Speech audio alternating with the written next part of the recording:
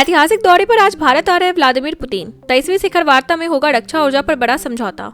रूस के राष्ट्रपति व्लादिमीर पुतिन आज 2 दिवसीय भारत दौरे पर नई दिल्ली पहुंचेंगे। यह 4 साल बाद उनका पहला भारत दौरा है, जिस पर दुनिया की नजरें टिकी हैं। गुरुवार शाम आगमन के बाद पीएम मोदी उनके सम्मान में निजी डिनर देंगे और शुक्रवार को हैदराबाद हाउस में 23वीं भारत रूस वार्षिक शिखर वार्ता होगी। दोनों देशों के बीच रक्षा, ऊर्जा, व्यापार, तकनीक और रणनीतिक साझेदारी पर महत्वपूर्ण समझौते होने की उम्मीद है।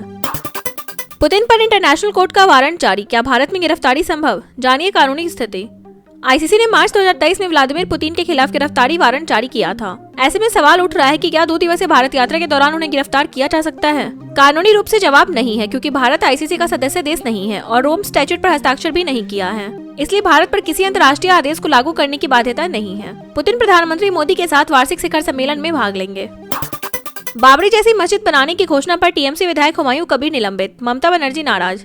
बाबरी मस्जिद जैसी संरचना बनाने की घोषणा करने वाले टीएमसी विधायक हुमायूं कबीर को पार्टी ने तुरंत निलंबित कर दिया है। कबीर 6 दिसंबर को मुर्शिदाबाद में मस्जिद की नींव रखने की तैयारी में थे, जिसके बाद प्रशासन अलर्ट हो गया। बताया जा रहा है कि मुख्यमंत्री ममता बनर्जी इस कदम से बेहद नाराज थी और विवाद बढ़ने से बचने के लिए सख्त कार्रवाई की गई। हालांकि पार्टी की ओर से आधिकारिक बयान अभी तक जारी नहीं हुआ है। पुतिन के भारत दौरे पर कांग्रेस नेता का विवादित बयान, भारत पाक युद्ध में रूस खड़ा नहीं हुआ। रूस के राष्ट्रपति पुतिन के भारत आने से पहले कांग्रेस नेता उदित राज ने बड़ा विवादित बयान दिया है। उन्होंने कहा कि रूस अब भारत का उतना मजबूत मित्र नहीं रहा जितना पहले था। पहलगाम आतंकी हमले और भारत पाक युद्ध के समय रूस ने वैसा समर्थन नहीं दिया जैसा उम्मीद था। पुतिन के दौरे से ठीक पहले यह टिप्पणी राजनीतिक बहस का विषय बन गई है। पुतिन 4 साल बाद भारत पहुँच रहे हैं और कई समझौते होने की संभावना है।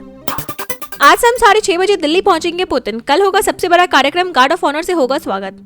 रूसी राष्ट्रपति व्लादिमीर पुतिन आज शाम 6:30 बजे भारत पहुंचेंगे और आते ही आधिकारिक कार्यक्रम शुरू होंगे। पीएम मोदी शाम को निजी डिनर की मेजबानी करेंगे। शुक्रवार सुबह 11 बजे राष्ट्रपति भवन में त्रिसेवा गार्ड ऑफ ऑनर दिया जाएगा। इसके बाद द्विपक्षीय बैठक के समझौते और राज्य भोज का आयोजन होगा। ऊर्जा, रक्षा और व्यापार पर बड़े समझौते संभव हैं। यह यात्रा दोनों देशों की रणनीतिक साझेदारी को नया आयाम देने की दिशा में महत्वपूर्ण मानी जा रही है।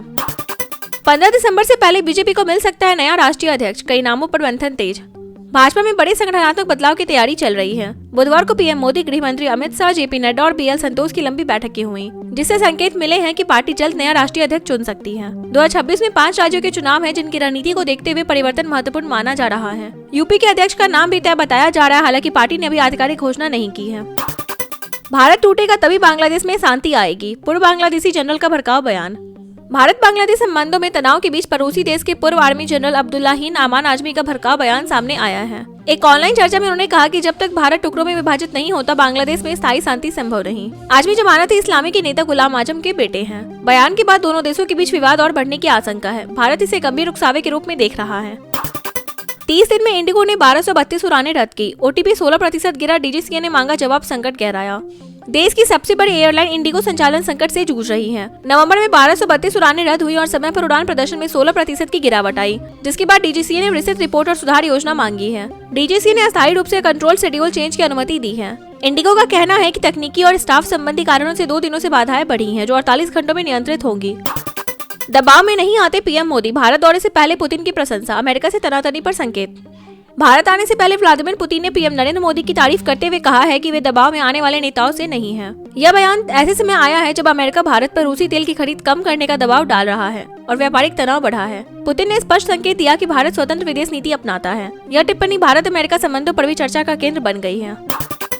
बंगाल की ओबीसी सूची से 35 समुदाय हटाने की सिफारिश, अधिकांश मुस्लिम मामला सुप्रीम कोर्ट में। राष्ट्रीय पिछड़ा वर्ग आयोग ने केंद्र को सिफारिश की है कि पश्चिम बंगाल की केंद्रीय ओबीसी सूची से 35 समुदायों को हटाया जाए, जिनमें से ज्यादातर मुस्लिम हैं। मामला पहले ही सुप्रीम कोर्ट में विचाराधीन है, जहां ओबीसी सूची में राजनीतिक लाभ के आरोपों पर सुनवाई जारी है। 102वें संवैधानिक संशोधन के अनुसार केंद्र सूची में बदलाव संसद की मंजूरी और राष्ट्रपति अधिसूचना से ही संभव है, इसलिए यह सिफारिश पहला कदम है।